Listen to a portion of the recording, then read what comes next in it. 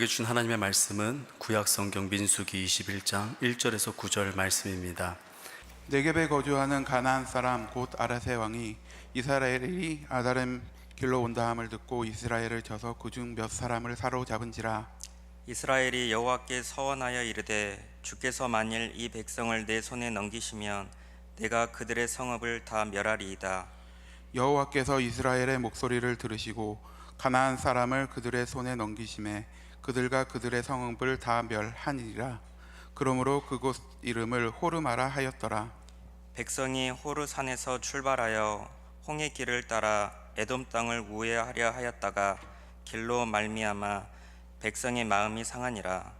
백성이 하나님과 모세를 향하여 원망하되 어찌하여 우리를 애굽에서 인도해 내어 이 광야에서 죽게 하는가? 이곳에는 먹을 것도 없고 물도 없도다.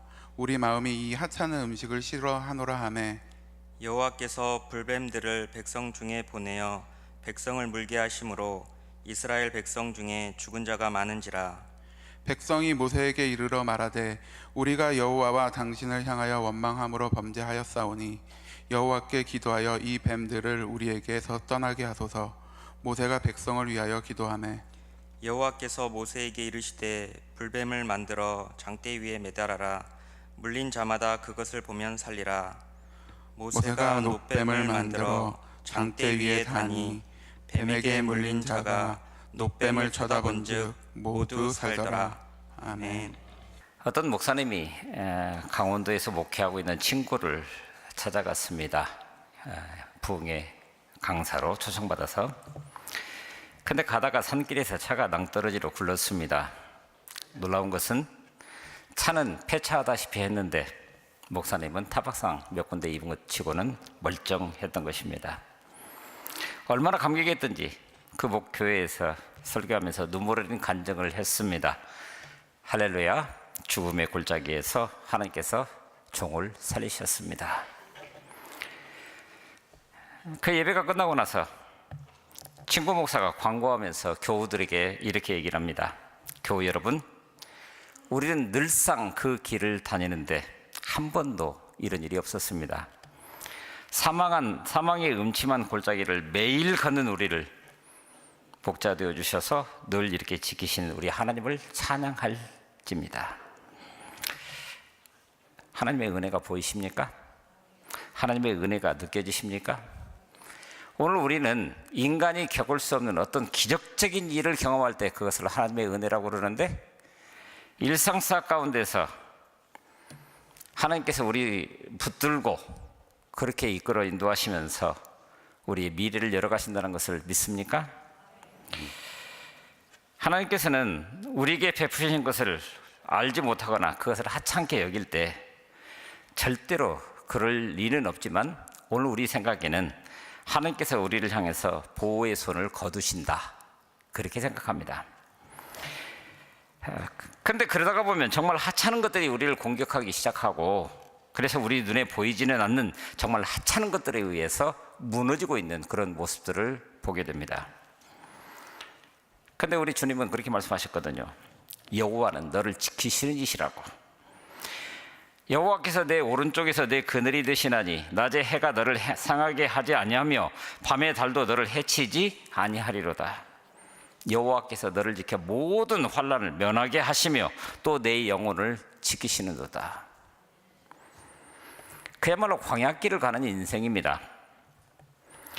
그런데 그 길을 가는 과정들이 퍼즐 맞추기 같아서 마치 우리 인생 여정 가운데서 만나게 되는 크고 작은 수많은 퍼즐들을 맞춰지기를 여기 수북이 쌓아놓고 기다리고 있는 것과 같다는 거예요.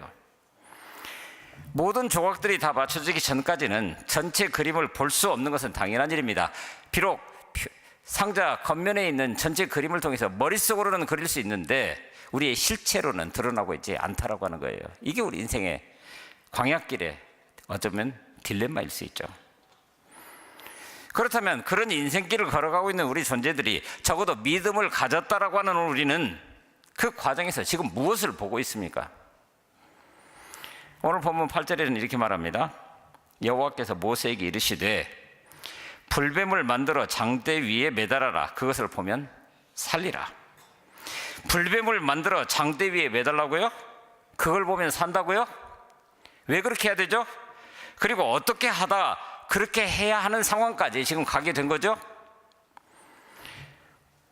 바로 그 이유를 찾아보게 되면은 4절에서부터 백성이 호르산에서 출발하여 홍해길을 따라 에돔 땅을 우회하려 하였다가 길로 말미암아 백성의 마음이 상하니라 이렇게 말합니다. 길로 인해서 상해야 할 것은 무엇입니까? 육체지요. 그런데 마음이 상해했다고요? 도대체 이게 어떻게 된 일입니까? 물론 성경을 통해서 우리가 잘 아는 그대로 광야길 가는 내내 그들은 이런 불평 불만을 끊임없이 해댔습니다. 그래도 오늘 본문대로 광야 생활도 이쯤 되었으면 이제 좀 달라져야 하는 것 아닌가요? 그도 그럴 것이 오늘 본문 4절 말씀을 보게 되면 백성들이 호르산에서 출발해서 홍해길을 따라서 우회했다라고 얘기를 합니다. 바로 앞장 민수기 20장에서 아론이 죽어서 장사를 지낸 그런 기록이 등장을 하게 되는데, 그러니까 그것을 견주어서 보게 되면 지금 시점이 광야 생활을 마무리 짓고 있는 애굽에서 나온 지 40년이 되는 6월 초순쯤으로 추정해 볼 수가 있습니다. 그러니 40년 동안 광야길을 뺑뺑 돌고 돌아서 결국 홍해길 제자리에 와 있는 거예요. 물론 이 홍해는 처음 그들이 출애굽했던 그 홍해는 아닙니다. 성서 지리를 좀 이해하시는 분들은 시내 광야가 있고, 그래서 지금 이스라엘과 이집트 사이에 있는 시나이 반도가 있는데 시나이 반도를 양쪽으로 끼고 있는 그 바다가 홍해입니다. 그러니까 지금 이 홍해는 홍해산 홍해, 그러니까 시내산 동편 아카바만에 있는 홍해, 그것을 말하는 겁니다. 그런데 여하튼 홍해는 홍해니까 원점에서부터 다시 시작하고 있는 건데, 바로 에돔 족속은 좀 사나운 데가 있어서 만약에 그리로 갔다가 전쟁이라도 나게 되면 이스라엘 백성들이 겁먹고 뿔뿔이 흩어져 버리는 오합지졸과 같은 그런 존재가 되지 않을까. 그래서 이 에돔 족속들과는 안 부딪히려고 그 에돔을 비껴가고 있는 그런 형국을 지금 보고 있는 겁니다. 그런데 그 길이 온갖 화강암지대여서 거칠고 험한 광야길, 그러니 에돔 지역을 통과해서 올라가게 되면 지금 지리상에 나타난 왕의 대로를 따라서 비록 광야길이긴 하지만 그래도 비교적 쉽게 그 길을 갈 수 있는데 그러지를 못하고 또 그 험악한 광야, 그러니 백성들의 마음이 상했다라고 이야기를 하고 있다는 겁니다. 그러니 마음이 상했으니 그 다음은 볼 것도 없죠? 불평이요 원망입니다. 길 때문에 마음이 상했는데 그게 좀 엉뚱한 방향으로 불똥이 튀고 있는 것 같아 보입니다. 5절 볼까요? 백성이 하나님과 모세를 향하여 원망하되 어찌하여 우리를 애굽에서 인도해내어 이 광야에서 죽게 하는가? 몇 년째라고요? 40년 광야를 헤맸음에도 불구하고 아직도 우리를 애굽에서 인도해내서 이 광야에서 죽게 하냐고? 물론 기가 막힌 일이긴 합니다. 마음이 상할 수밖에 없겠죠, 우리 심적으로 보아도. 그래서 이 성경 말씀을 얘기하고 있는 여러 성경식들을 펴놓고 한번 살펴보게 됐습니다. 그랬더니 표준 세번역에서는 길을 걷는 동안에 백성들은 마음이 몹시 조급해졌다라고 표현합니다. 마음이 조급해진 거예요. NIV 성경에서는 더 이상 참을 수 없는 지경에 이르렀다. 킹제임스 버전에 보면은 바로 길로 인해서 낙심이 되었다. 그리고 메시지 성경에 보면은 길을 가는 동안에 그들의 마음이 조급하고 날카로워졌다, 이렇게 표현하고 있습니다. 마음이 조급해졌다고요? 마음이 상했다고요? 그의 마음이 낙심되었다고요? 그 마음이 심히 날카로워졌다고요? 시카고에 있는 세계적인 교회 윌로우 크릭 처치를 알 겁니다. 담임 목사 빌 하이블 목사님 한 번은 이 본문을 가지고 자신의 마음을 있는 그대로 나누었던 적이 있었습니다. 그 당시에 이 빌 하이블 목사님, 겉으로 보면 전혀 문제가 없는, 세상 그 어떤 목회자라도 부러워할 만한 목사였고, 교회는 매 주일마다 수백 명의 성도들이 늘어나고 회심자들이 일어나고 영적으로 전혀 문제가 없는 것처럼 보이는 그런 때였습니다. 본인도 매 주일마다 얼마나 성령 충만하게 말씀을 전했는지 스스로가 영적으로 최고조에 올랐던 그런 때였다라고 그랬습니다. 그런데 이상하게 마음이 편치를 않는 거예요. 뭔가 이건 아니다, 그런 생각이 자꾸 드는 겁니다. 이렇게 가다가는 뭔가 중요한 것을 놓칠 것 같은 마음이 드는 겁니다. 가만 보니 충만을 했지만 소위 순전한 기쁨이나 마음에 하나님 주시는 평강이 어느 부분에선가 문제가 있는 것을 발견하게 된 거예요. 그래서 한 주간 휴가를 다녀왔지만은 원인을 찾지 못한 채로 그냥 그런 대로 돌아와 버렸습니다. 근데 어느 날 갑자기 그는 완전히 번아웃, 탈진되어 가지고 설교를 준비하다가 밀려오는 허탈감, 피로감으로 인해서 그냥 책상에 엎드려서 울게 되었고 급기야 탈진해서 병원에까지 가게 됩니다. 그런데 그때 병원에 있을 그때에 신학교 때의 자신의 스승이었고 멘토 같았던 길버트 빌리지키안이라는 목사님이 찾아오셨습니다. 그리고는 전후 사정 전혀 이야기를 듣지 않고 한마디만 딱 했습니다. 빌, take care of your mind. 네 마음을 스스로 돌보라고, 마음을 돌보라고. 그때 그 목사님은 깨달은 게 있었다고 그랬습니다. 육적으로도 괜찮았고 영적으로도 문제가 없었다는 거예요. 그러나 교회가 커지면서 성장하는 어느 순간인가부터 그는 조급해지기 시작했고 끊임없이 이어지는 미팅, 이사회, 각종 위원회 모임, 그러다 보니까 사람들과의 관계가 문제가 생겨서 피곤해지기 시작했다는 것을 발견하게 됩니다. 아름다운 것을 보아도 즐기지 못하고 모든 모임, 모든 것들이 다 목적 지향적이 되고 사람들과는 보이지 않는 장벽들이 만들어지기 시작했고, 그러고 보니 이것이 그때 깨닫지 못했었지만 내 속에 있었던 상한 마음이었다라고 표현을 했습니다. 그러면서 이런 과정을 통해서 하이볼스 목사님은 비행기 조종석에 계기판이 있듯이 우리 마음속에도 그런 계기판이 있는데 적어도 3개의 계기판이 있다라고 이야기를 합니다. 첫째는 육체적인 계기판입니다. 벌써 뭔가 계기판에 나타나게 되면 우리는 쉽게 약을 먹거나 쉬거나 병원을 갑니다. 둘째는 영적인 계기판입니다. 그런데 문제는 이것과 그 다음 이야기하는 감정의 계기판이라고 하는 것을 우리가 구분하지 못한 채로 바로 우리가 믿음이 좋은 것처럼 모든 것을 영적으로 바꿔놓고 있다고 하는 거예요. 문제는 비라일 목사님도 그랬지만은 바로 사람들이 보지 못하거나 무시하고 지나쳐버리는 것이 3번째 감정의 계기판이라고 설명을 합니다. 통상 이런 경우에 말씀드린 대로 영적으로 치부해버립니다. 틀린 건 아니지만 좀 깊이 들여다보게 되면 사실은 감정적인 문제였는데 그걸 영적으로만 치부해버리니까 문제를 해결하지 못하고 지나가 버리는 그런 일들이 있다고 하는 거예요. 예를 들면 보십시오. 예수 믿는 사람들 사람 미워하지 않습니까? 미워합니다. 관계가 깨진 거죠. 자, 이게 영적인 문제라고 한다면 그럼 어떻게 합니까? 하나님 앞에 나가야겠죠? 기도합니다. 하나님 그때 뭐라고 그러실까요? 하나님 그때 뭐라고 그러실까요? 관계가 깨졌는데 이유를 불문하고 네가 먼저 가지고 있는 그 믿음, 그 사랑을 가지고 손을 먼저 내밀어라 그러지 않으실까요? 그런데 교회는 계속 나오고 있습니다. 예배 출석해요. 근데 그 마음은 여전히 꽁에 있어서 문제가 전혀 해결되지 않은 채로 그냥 가는 거예요. 자, 보십시오. 영적인 문제입니까?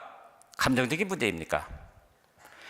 놀랍게도 시편 107편 5절에서는 줄이고 목마름으로 그 영혼이 속에서 피곤하였다, 기력이 다 빠져버렸다, 살 힘이 없어졌다, 그렇게 표현합니다.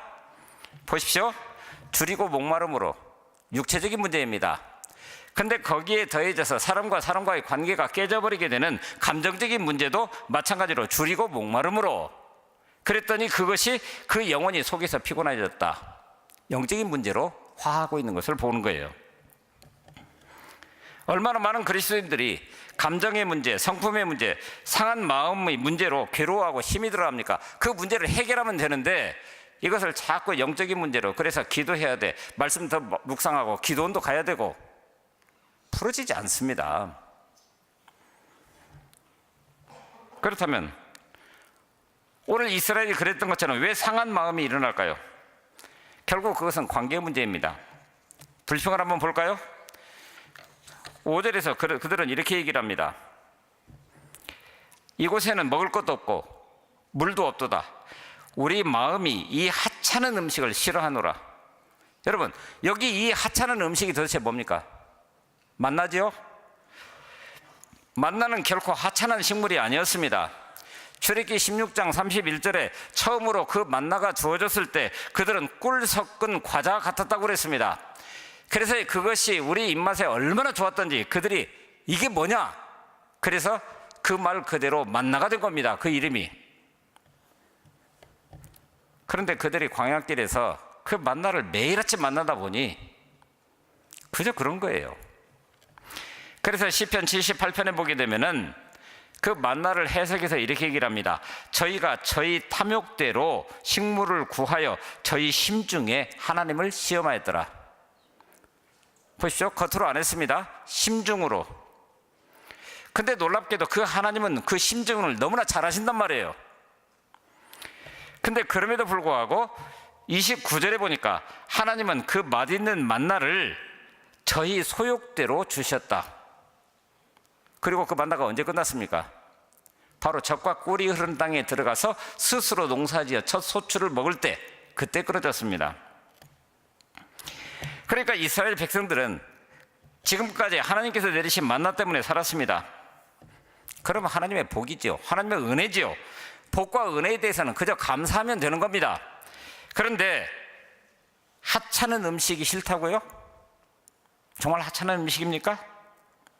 물론 그들이 마음 상한 것이 어느 정도 수긍이 됩니다. 그러나 하나님은 이스라엘 백성들이 가나안에 들어가기까지 왜 광야에서 무려 40년씩이나 그들을 끊임없이 유리방황하게 했느냐라고 하는 거예요. 오늘 우리는 알죠? 왜 그러셨습니까? 이번 주 내내 히브리서를 묵상하는 가운데 나타난 단어가 징계라고 하는 단어였습니다. 징계? 그런데 그 단어를 다른 번역본으로 살펴보다가 성경 원문을 보니까 파이데이아라고 하는 단어를 써요.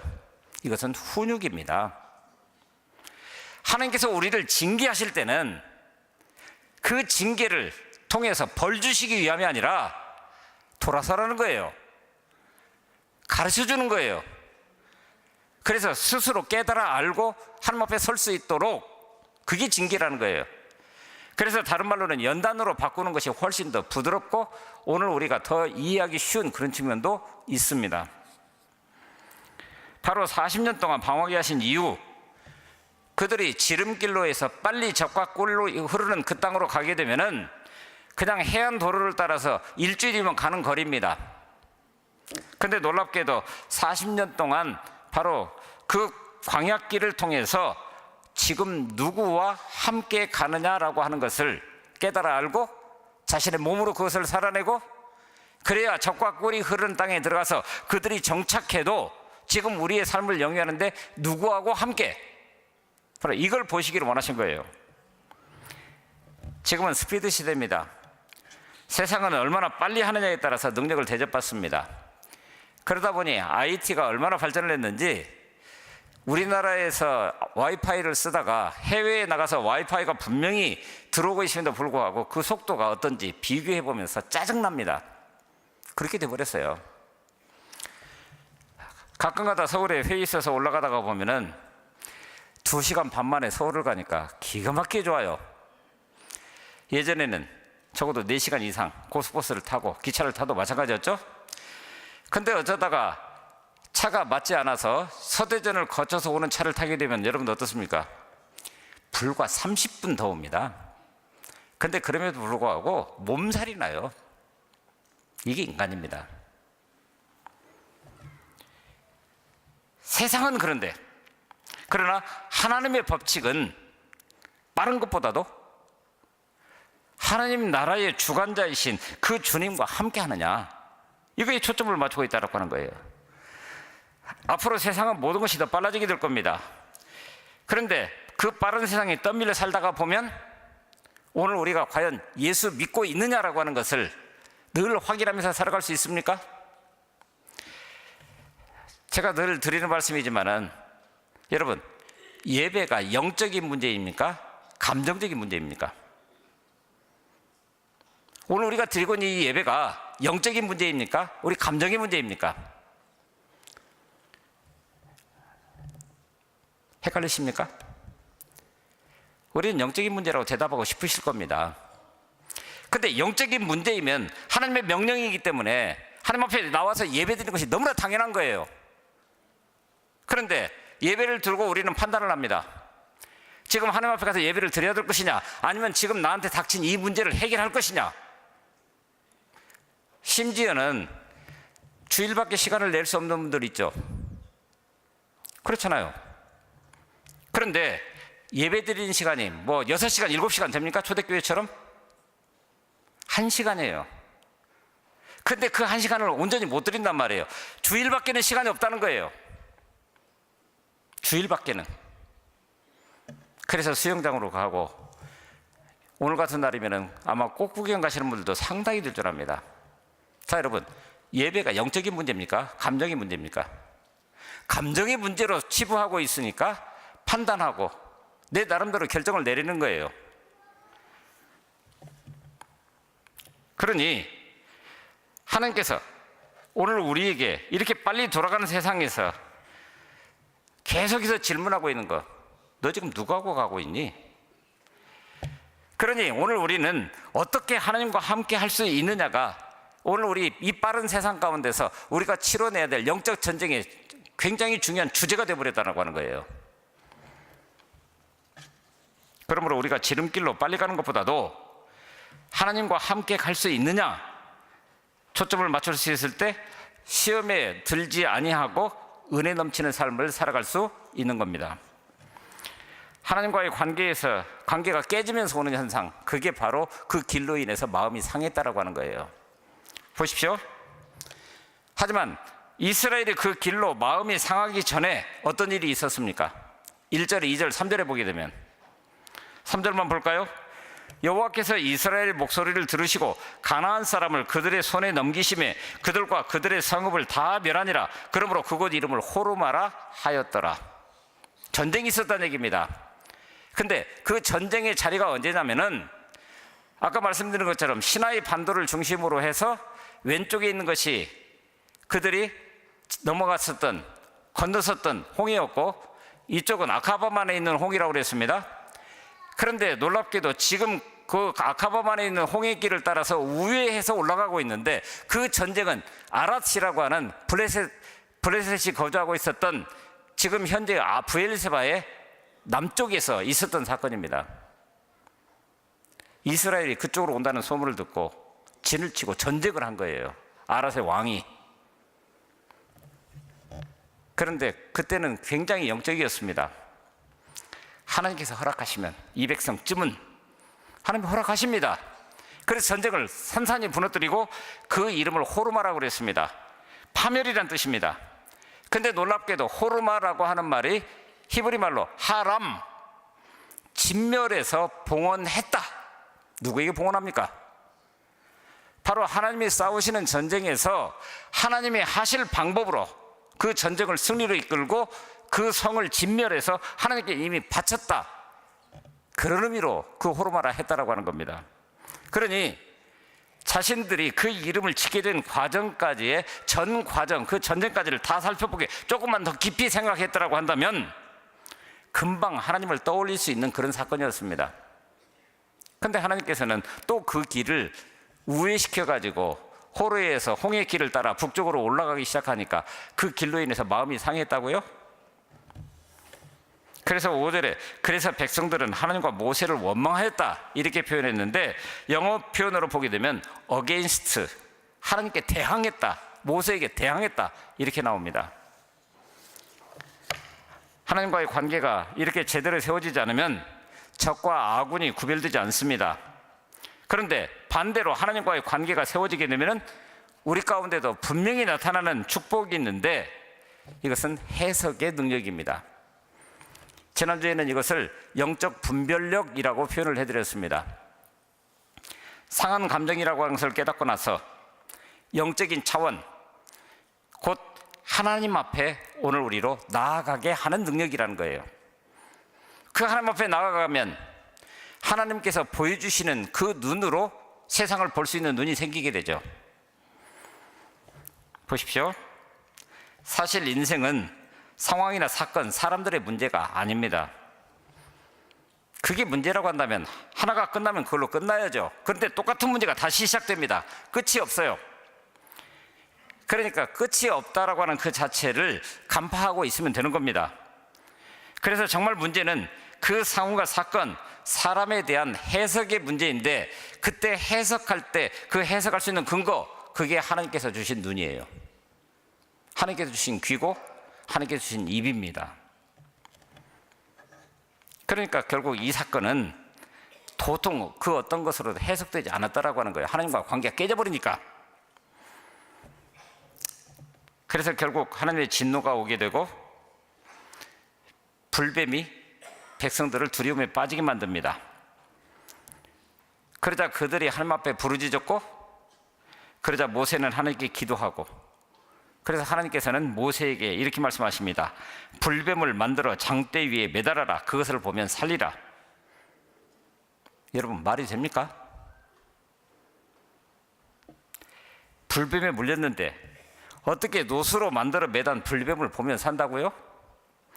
우리의 이성, 우리의 과학, 합리적인 생각으로는 도저히 있을 수 없는 이야기입니다. 초등학생들도 믿지 못할 일입니다. 독사에 물렸으면 곧바로 우리가 잘 아는 대로 물린 위쪽을 단단히 묶고, 그리고 독을 빨아내고, 그런 다음에도 빨리 병원으로 가라라고 하는 것이 상식입니다. 그러니까 그렇게 얘기했다고 한다면 하나님에 대한 믿음 없어도 그건 신뢰할 수 있는 것입니다. 그런데 노뱀을 보라라고 하는 이 말은 노뱀 그 자체가 아니라 바로 하나님을 볼 수 있는 눈이 너한테 있느냐, 이걸 묻고 있는 거예요. 우리 눈에 그것도 말이 되는 것이 아니지만 하나님의 말씀이기에 믿고 신뢰하고 순종할 수 있느냐, 이걸 묻고 있는 겁니다. 왜 하나님은 우리 과학, 우리 이성, 합리적인 생각 이런 것들을 뛰어넘어서 이런 말씀을 하시는지, 한마디로 이런 것 아닙니까? 그걸로 너희들 다 해보지 않았느냐, 네 생각대로, 네 판단대로, 네 경험대로. 그런데 그 결론이 뭐디? 그 결론이 뭐였냐라고 하는 거예요. 그 결론이 그게 지금 오늘 우리 모습 아닙니까? 여러분들의 지금 인생에 만족하십니까? 광야길, 고난길을 지금 걷고 있는데 만족하십니까?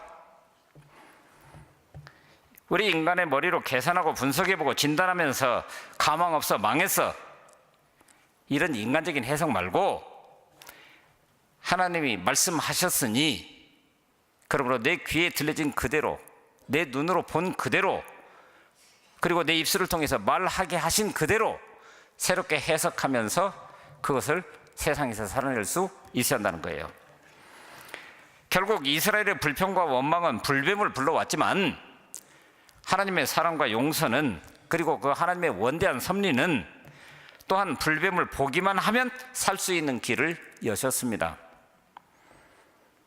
우리 주님은 한참 뒤에 이렇게 말씀하셨습니다. 모세가 광야에서 뱀을 든 것 같이 인자도 들려야 하리니 이는 그를 믿는 자마다 영생을 얻게 하려 하심이니라. 요한복음 3장 14절 15절입니다. 그리고 16절, 하나님이 세상을 이처럼 사랑하사 누구를 주셨습니까? 왜요? 그를 믿는 자마다 멸망치 않고 영생을 얻게 하려 하시기 위해서. 그러니까 예수 그리스도의 십자가, 그러니까 광야에서 이스라엘이 경험했던 것이 노뱀이었다고 한다면 오늘 우리에게는 바로 예수 그리스도의 십자가가 오늘 본문에서 말씀하고 있는 그대로 매달려 있는 그 십자가를 보기만 하면 살리라. 이게 오늘 우리에게 주시는 말씀입니다. 모세가 죽어가는 이를 살린 게 아닙니다. 하나님의 약속, 장대 끝에 매달아 놓은 노뱀을 쳐다보면 산다라고 하는 하나님의 약속을 신뢰하고 믿음의 눈으로 그것을 바라본 사람, 그때도 판단하지 않았을까요? 조금 전에 말씀드린 것처럼 불뱀이 물렸는데 그거 본다고 살아날 수 있어? 하고 무시해버린 사람들 어떻게 됐을까요? 그런데 노뱀이 아니라 나무로 깎아서 만든 그 불뱀이라 할지라도 하나님께서 그것을 바라보면 산다고 하셨으니까 바라본 사람들은 어땠을까요? 그렇다면 광야 같은 인생길을 가면서 적어도 믿음을 가졌다라고 하는 오늘 우리는 지금 무엇을 보고 있느냐, 무엇을 바라보고 있느냐, 다시 한번 볼 수 있어야 됩니다. 역사에서 배운다는 말이 있습니다.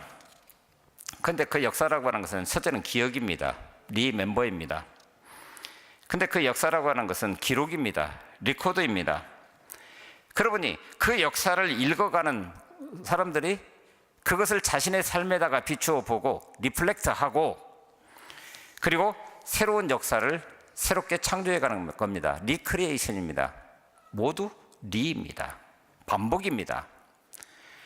오늘 우리에게 하나님께서 말씀을 주신 이유는 그것입니다. 반복해서 기억하고 반복해서 또 읽고 반복해서 그 말씀이 나 자신이 읽어갈 수 있도록 하고 그리고 반복해서 내 삶을 새롭게 함으로 하나님께서 이 땅 가운데 하시고자 하는 그 일들을 아름답게 성취해가는 기쁨을 누려가라는 거예요. 분당에 있는 어느 교회 새벽기도 이야기를 하고 싶습니다. 특별 새벽 부흥회를 하게 되면은 3,000명, 4,000명씩이 모여서 함께 기도한다고 그럽니다. 근데 그 교회는 천석밖에 되지 않아서 그럼 3,000명, 4,000명을 어떻게 수용합니까? 그러다 보니까 성도들이 새벽 3시 30분부터 와서 1시간 반을 묵상하고 졸고 또 뭐 성경도 읽었다가 졸고 근데 그 광경을 보면서 어떤 분이 이분들 바보냐? 분당에 살면 우리 그렇잖아요. 뭐 속칭 천당 밑에 뭐라고 그러는데 그만한 삶을 살아가는 사람들이 왜 새벽 3시 30분에 양복 입고 출근할 준비 다 하고 아니 3시 30분에 나오려고 한다면 몇 시에 일어나야 준비가 돼서 나올 수 있는 겁니까? 근데 왜 그렇게 해요? 노뱀을 바라보니까 일이 일어나더라는 거예요. 생명이 살아나는 일이. 기도하니까 그 기도에 응답이 있더라는 거예요. 인간의 상식과 타당성, 합리성, 과학 다 중요합니다. 하지만 오늘 우리 스스로가 그런 것들이 우리에게 정확한 진리를, 진실을 얘기해준다라고 생각하기가 쉬운데 그러다 보니까 하나님까지도 거기에다가 가둬버리는 것 같은 그런 때가 있습니다. 무슨 말씀인 줄 아시겠습니까? 하나님은 우리의 상식을 초월하시는 분이십니다. 기독교는 분명히 과학적인 종교입니다. 그러나 과학에 갇혀있는 종교는 아닙니다. 노뱀을 바라보라고 하는 하나님의 말씀 앞에 우리 인간의 해석은 저걸 바라본다고 무슨 하지만 하나님은 전적으로 한마디로 선포하면서 오늘 우리에게 약속으로 그 말씀을 주셨다고 하는 거예요. 약속입니다. 행동을 말씀하셨다고 한다면 윤리 도덕이 중요하겠지만 약속을 우리에게 말씀하셨기 때문에 오늘 우리의 믿음이 중요한 겁니다. 기억하십시오. 이스라엘 백성들 하나님이 보내신 불뱀에 물렸기 때문에 죽은 것이 아니라 하나님의 약속을 믿지 않았기 때문에 죽었습니다. 약속을 믿은 사람들은 살았습니다. 인간이 죽는 1차적인 원인은 분명히 죄입니다. 성경에 기록된 대로 죄의 값으로 사망이 왔습니다. 그러나 진짜 이유는 바로 그 사망의 원인인 그 죄를 해결할 수 있는 길을 우리에게 주셨는데 예수 그리스도 곧 십자가를 바라보라고 우리에게 말씀하고 계시는데 그것을 믿지 않기 때문에 보지 않는 거예요. 약속은 반드시 이루어집니다. 하나님은 신실하신 분이시니까. 그래서 우리 꼭 기억해야 됩니다. 약속대로 사건이 일어납니다. 민수기 21장의 약속대로 사건이 일어났습니다. 마찬가지로 어느 날 이 땅 가운데 약속대로 사건이 일어날 겁니다. 예수 그리스도의 십자가가 우리 가운데 분명히 있었고 역사적 사실로 그리고 사흘 만에 부활이 있었습니다. 그리고 승천이 있었습니다. 그리고 그분은 간 모습 그대로 다시 오신다고 약속하셨습니다. 그럼 지금까지를 미루어 보건대 그분이 오십니까 안 오십니까? 더군다나 그분은 지금도 살아계셔서 약속대로 예수 그리스도 안에 머물고자 하는 저와 여러분 모두의 인생을 붙들고 계십니다. 조바심 치지 마십시오. 때때로는 우리 마음이 날카로워질 수 있는데 그럴 필요 전혀 없습니다. 왜냐하면 눈앞에 보여지는 그 작은 것에 머무는 것이 아니라 우리는 원대한 꿈을 하나님께서 주신 그대로를 가지고 살아가고 있는 그런 존재들이기 때문입니다. 복음이란 이처럼 하나님의 약속입니다. 그래서 우리가 새로운 예배자들을 꿈꾸면서 그들을 하나님 앞에 올려드리고 있는 겁니다. 전 세계 열방 가운데 듣지 못한 사람들 가운데 시간과 물질 모든 것을 다 동원해서 이 하나님의 약속, 뱀에 물려서 죽어가는 자들이 노수로 만든 그 뱀을 쳐다보면 산 것처럼 십자가에 달린 예수 그리스도를 쳐다보면 산다라고 하는 그 약속을 세상 가운데 전하기 위해서, 그러므로 이 거룩한 일에 아름답게 동참하십시오. 우리는 그 영혼이 돌아올지 안 돌아올지 모릅니다. 이스라엘이 그랬던 것처럼. 그러나 오늘 우리는 그것을 압니다. 그렇다고 한다면 하나님의 영역에다가 맡겨두고 우리는 기도하면서 간절한 마음으로 이 일에 도전하면 되는 겁니다. 그분이 우리 인생을 지켜주실 것입니다. 여러분 모두를 통해서 바로 이런 약속이 작게는 여러분들이 만나는 그 어떤 사람, 조금 더 넓혀서 여러분들의 가정, 여러분들이 일하고 있는 삶의 현장, 그리고 여러분들의 가문, 그리고 오늘 우리가 더불어 함께 현재는 캄보디아까지지만 이 약속이 전 세계 열방 가운데 아름답게 펼쳐져 나는 꿈을 우리 함께 꿀 수 있어야 됩니다. 그것이 바로 달려있는 뱀을 바라보고 있는 우리의 믿음의 고백입니다. 예수 그리스도의 십자가가 그것입니다.